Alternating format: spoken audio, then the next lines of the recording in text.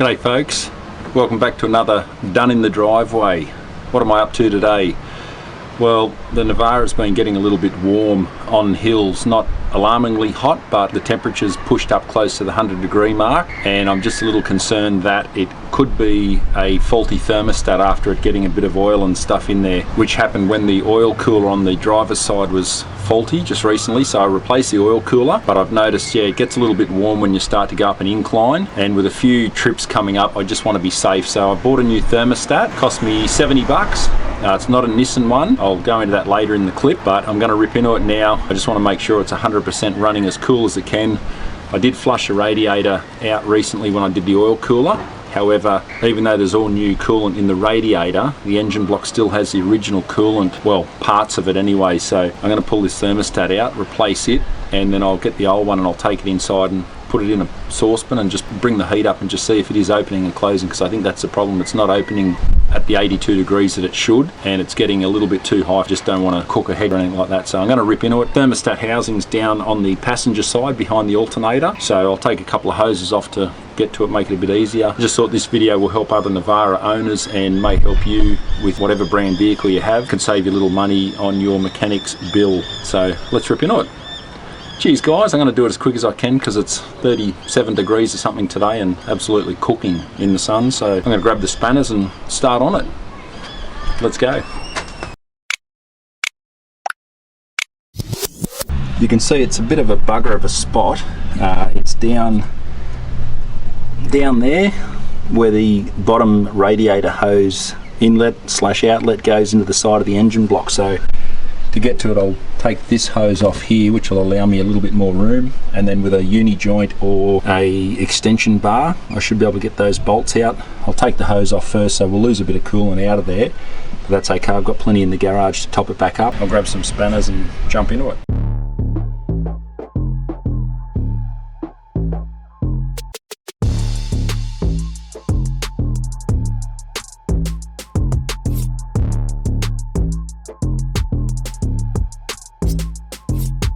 You've got to be careful you don't lose those little tiny clips too that hold your airbox lid on. The bottom one's always a bit dodgy. And we thought that hose would simply, there we go. There's another one. I rest my case, fell off. Yeah, so there's one there and one at the bottom. It pays you just to have a couple of old rags just to cover your inlet there for the turbo and that sort of thing. I can see a little bit of oil blowback down inside that pipe, but it's actually quite clean for a car of this era, and that it's got 169,000 Ks on it now, so it's not too bad actually. We'll just carefully place that over the top, like so, just to keep any junk out of there, because you don't want anything dropping in there. I actually panicked a bit when that other clip fell off because I heard metal on metal and I went, oh, hopefully it hasn't dropped down in there, but it didn't, thankfully. So I'll pull this hose clamp off, and then it's just a matter of getting to the 3 bolts. But yeah, with that out of the way, it's a lot easier. With this other rag, I'm just going to cover up the end of the inlet tube for the MAF sensor. Now I think they're a 12mm bolt, so I'll grab the spanners and I'll unclamp that hose as well. Just move the MAF sensor cord out of the way. Tuck it up under here somewhere. Now when you pull that hose off, you will lose a bit of gunk or coolant. What I'm thinking I'll do is I'll just cover up the alternator with a bag or another rag just to minimise any excess water getting into it. Mightn't be too bad anyway, so put that over the back like that. That'll give it a little bit of protection. Undo that clamp. What I'll do is I'll just crack it slightly, and that way any coolant that may come out can just come out a little bit. Right. So it's maybe a cup full of coolant, roughly, if that even. Now I won't pull the hose off the bottom of the radiator because you've got to get up from underneath, and it's a bit of a bugger. The hose can sort of move out of the way just far enough. I'll grab my sockets and I should be able to get those bolts out. So I bought out 2 extension bars. I got the short little sort of 3 or 4 inch and then the longer 8 inch with a uni joint on the end, which allows you to obviously get into harder spots. It's almost like the off-road hitch of sockets, that one. So yeah, it's still a bugger to get to though, I tell you. I'll try the shorter extension. And be sure to check out our playlist too, guys. I have done a couple of mods to the nav, which will be in the playlist. So be sure to check that out as well. Alright, yeah, it's definitely a 12mm, so ratchet on. It's a bugger because it's right where that other hose is. So trying to get to it, maybe the uni joint can come off and we'll go just a straight bar maybe. See if that's any easier to get to it. Now I did spray these up last night with WD-40 in a bid to hopefully loosen it off a bit. And there goes the other clip underneath the car, that's always handy. Right, so that's one cracked. I know I've said it before and I'll say it again. Engineers that design cars must never have worked on them. That's another one cracked. And what I'll do though, I'm not going to take those two bolts fully out just in case I can't loosen the third one, because then I'm only going to have to screw them all back in and tighten them back up. So I'll endeavour to get the top bolt loosened, and as long as I can get it loosened also, I will be able to undo them all then. It's underneath the top of the manifold guard, so it's in a bit of a bugger of a spot, and it's right where the air conditioning hose is, just to make it even more fun. Last bolt undone, and it's coming out.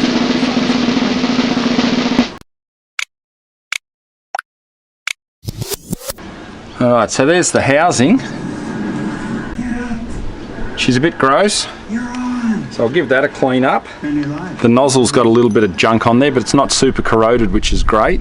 But you can see the oil. That was when the oil cooler was leaking, and obviously it was getting water into the radiator, which is how I found out when I took the radiator cap off one day and it had all that coffee gunk underneath it. So now the thermostat, you can see down in there. I don't know how good the lighting will be, guys. I'll try and brighten it up in post if not, but you can see the thermostat sitting there.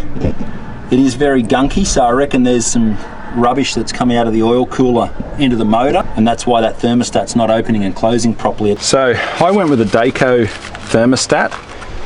Now I know a lot of people will say you have to buy genuine parts, but Nissan don't own a thermostat manufacturing factory. They don't own an oil filter manufacturing factory. They don't own an air filter manufacturing factory, nor do they own a factory that makes brake pads. They all get reboxed, and as long as you're using parts that meet or exceed OEM specs, you'll never have an issue. And under Australian consumer law, they cannot void new car warranty provided you do the services at the recommended service book intervals, and it's a licensed mechanic using OEM spec parts. So any person buying a new car, keep that in mind. It doesn't matter to me because this car is obviously 11 years old now, but a lot of new car dealerships try and infer or imply that you must come back to them to keep your factory warranty, and it's rubbish. Used cars, yes, you do sometimes have to be bound servicing at the dealership, but brand new cars out of the factory, they cannot void your warranty. So keep that in mind and don't get conned, because dealerships use parts that are rebranded or rebadged Toyota or Nissan or Volkswagen or whatever the case is, and you pay 3 times the amount. So basically that's your thermostat, the new one. It does have to go in the exact same way, so they have a little pressure release valve at the top, this little bit of metal, and that's designed as, I think, a safety feature. If you do get too much pressure in there and the thermostat's not opening, at least it allows a bypass. But essentially when that gets hot, this spring opens and closes, which opens this valve. That opens and closes according to your engine temperature. So you can see on there 82 degrees, which is the factory Nissan temperature. Now they did tell me I need that gasket there. That's the actual thermostat housing which goes onto the side of the block. So I don't need that gasket. If I took the whole housing off the motor, you do have to replace that, and it's in the Nissan manual. It's like a very thin spring steel. You can see there it's got like a springy action to it, but I don't need that after all, because I've only taken the front of the housing off. And the front of the housing is actually held on, or it's sealed with a rubber O-ring. So that O-ring goes around this outer diameter here, and then it just pops back in like that, and your housing goes back on. So the housing presses down on this, and on the other side that presses onto the back half of the housing. So as I said, I'll put an overlay up anyway, so it's a bit easier to understand. But I'll pull that thermostat out now, check which way it went in, because it has to go back in the same way, and we'll go from there. What I will do though with my phone, just to be safe, take a picture, always helps. Just in case, you can see that little pressure release valve is actually sitting at the very top of the thermostat, directly underneath the top bolt hole. So yeah, it can only go in one way. And you'll see as I pull it out anyway, you'll see the coolant sitting on the bottom of the thermostat where it pools. So that hopefully will just pull straight out. Yep, there it goes.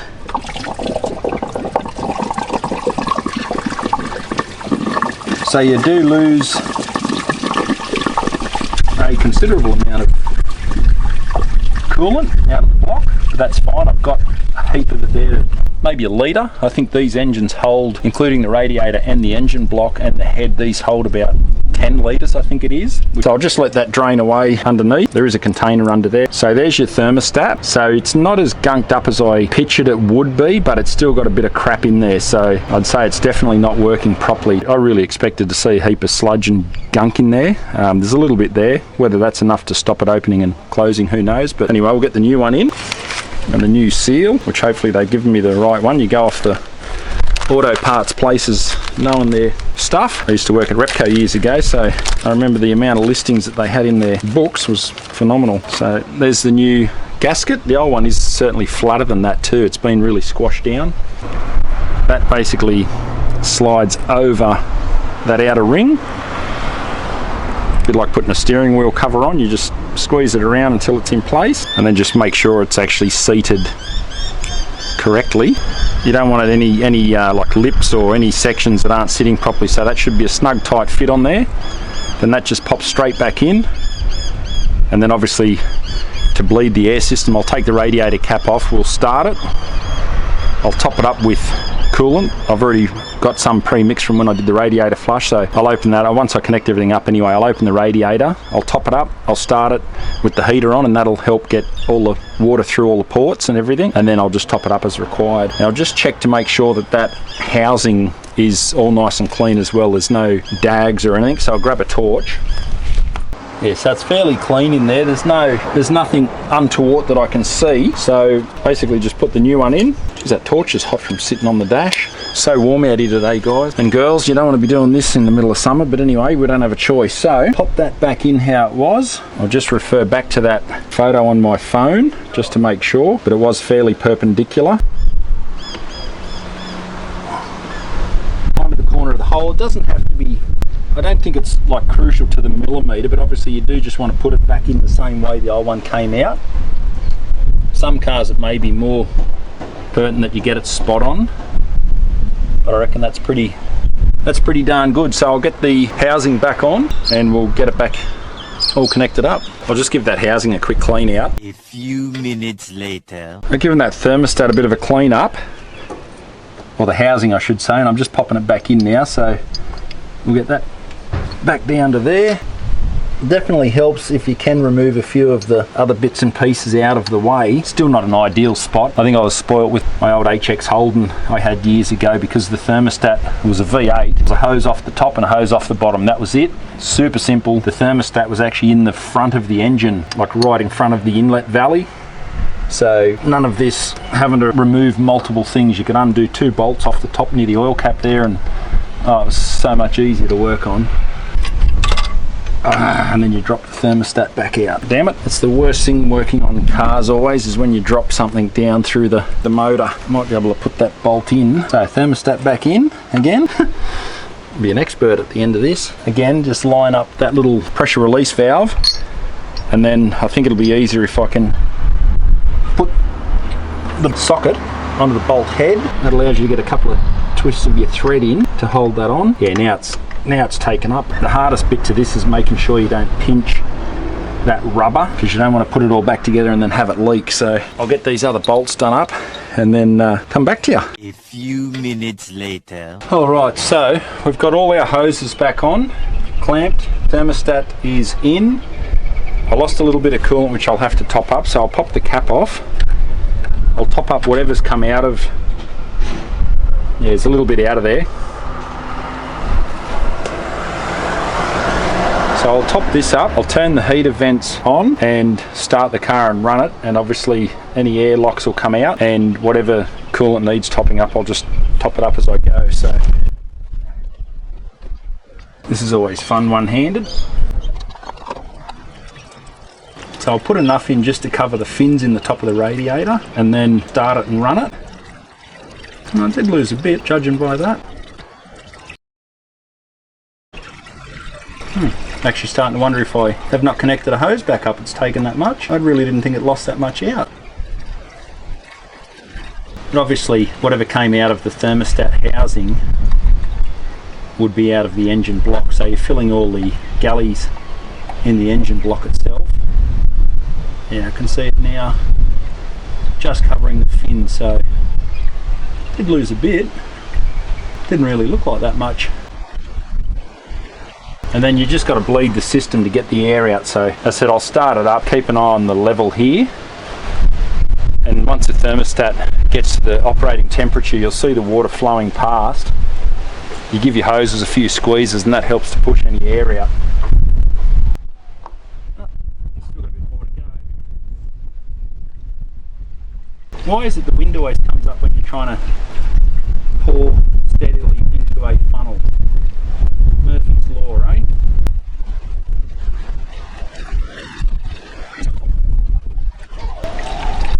Here comes the fire trucks. We've got fires all around us at the moment. Well, not all around us, but we've got a few going. I really didn't think that would take so much. I'm going to check that I have connected the hose back up. That's a lot of water. Everything's connected. Just seems to be taking a lot of water. Alright, now it looks full.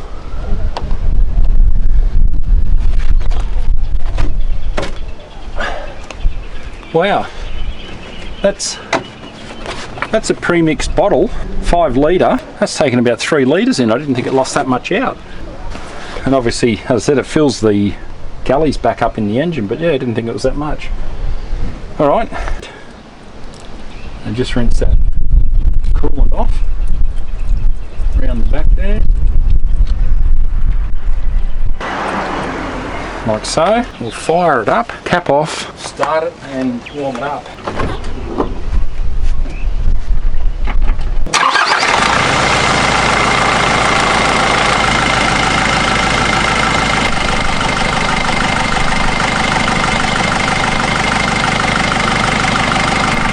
Just moving a bit closer so you can hear me. So I've started it obviously, and I've got the heater fan on hot and the fan on number 4, the highest speed, and that'll help get the water circulating back through. Hopefully the thermostat will open and push it through the radiator, and then I can top it up.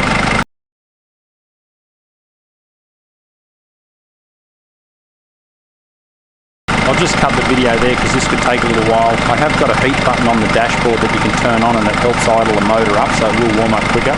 It gets a little bit loud obviously revving, so I'll flick the camera off and I'll come back.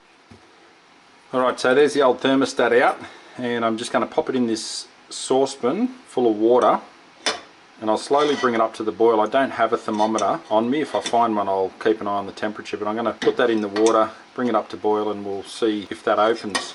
That is, if I can keep it still in there from rolling. I've tried pushing down on that section with my fingers just to see if you could move that spring, and it is really tight, so I'm thinking that was the cause of my overheating. It's just that's been blocked up. So anyway, I will pop back in a minute or two. Okay, so I've found a thermometer, and that's currently at about 90 degrees. So the thermostat has actually opened now, but I don't think it's opened as far as it should have, and it may be because I pushed it open or forced it open. It was actually really tight. You couldn't open that with your fingers, but now that it's hit 100 degrees, it has actually opened. So I'd say it was still faulty, but for the 60 or 70 bucks, it's well worth changing, because I don't want my car getting to 100 degrees before it does open. I'll grab that out and I'll show you where it's opened up. Okay, so I don't have pliers, but I've got the next best thing, a pair of tongs, which will do the same thing. So yeah, you can see there, I'm just trying to do this on camera that you'll be able to see. You can see the gap through there, so that has opened up now. You can see in underneath, but it's closing very quickly as well. It shouldn't be closing back down that fast, I wouldn't have thought. If that's at 100 degrees, all that's hot, and it should take longer than that to cool and close off. So I'd say that's where the fault is. It's been obviously opening too late and certainly closing too soon. It's actually very tight. It's only now that I've put in water that it's even moving. So I'll drop that back in, and even that water's still quite warm, so that thermostat you would think would open back up fairly quickly. Shouldn't take that long to reopen again. Like that water's actually starting to boil and the thermostat's still closed. Now you can see if the light's okay, you can see the gap down through there, you can see the bottom of the pan through it, so it has reopened again. So it's getting up around that 100 degrees before it's actually opening, so that was definitely the fault with it. Well worth changing on the off chance.